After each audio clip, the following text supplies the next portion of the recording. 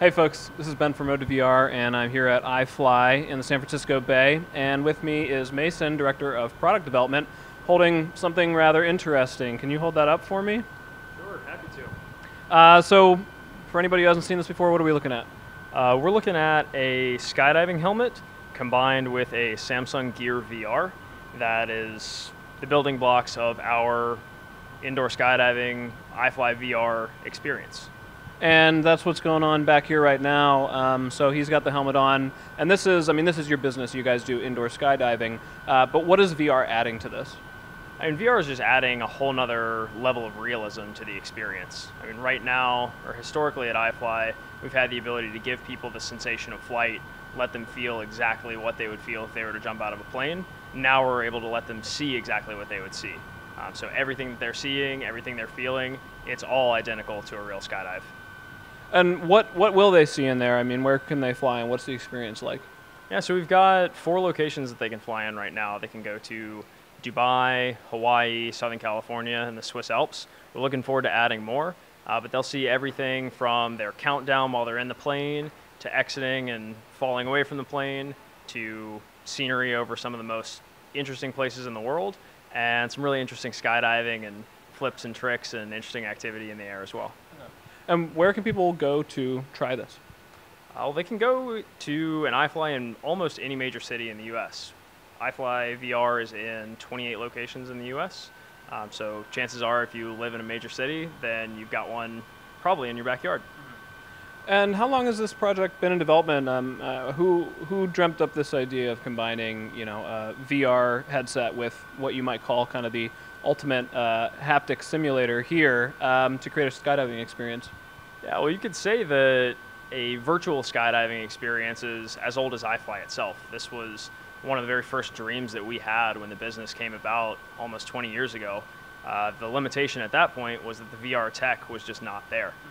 So in kind of modern days, this project has been going on for a little bit over a year, where we've caught up with really high quality consumer grade VR tech and modified it to be safe and be reliable in 150 mile an hour winds. And we've taken it from there. And what challenges did you face in taking kind of an off-the-shelf consumer VR headset, the Gear VR, and a phone? And like you said, what did you have to solve in order to make it fit safely in this environment and operate well?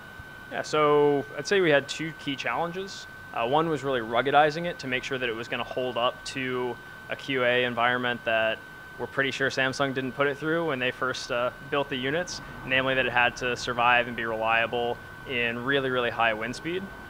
The other thing is trying to overcome one of those traditional or typical challenges of VR is the motion sickness and dizziness elements. So we hit that from a couple different dimensions and have really made great strides in reducing latency and improving the experience such that even people who are pretty sensitive to motion sickness or dizziness are not getting it in the iFLY VR experience.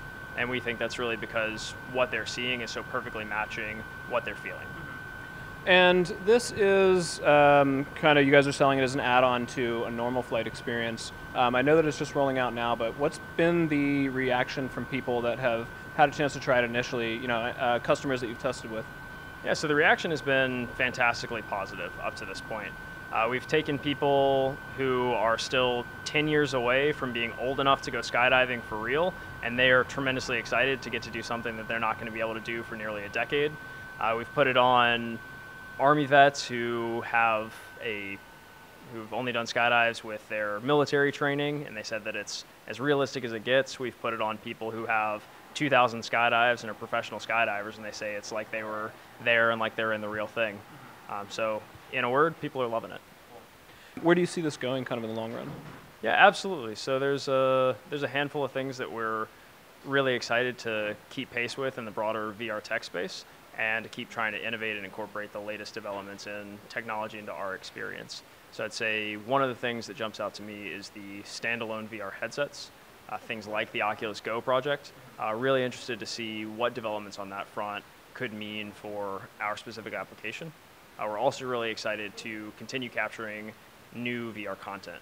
So new locations, new activities, new different things that you can do in the sky. as well as pushing the frontier on digital content creation as well.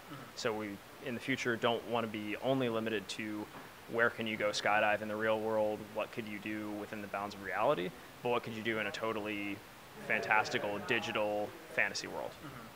So when it comes to content creation, how did you capture the initial set of experiences that you're offering?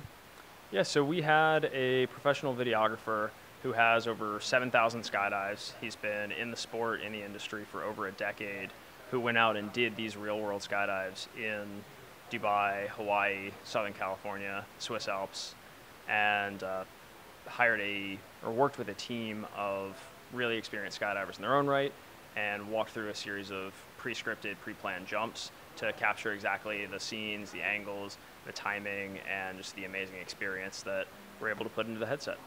Awesome. Well, thank you very much for running us through it. Thanks for coming up to see us. Appreciate it.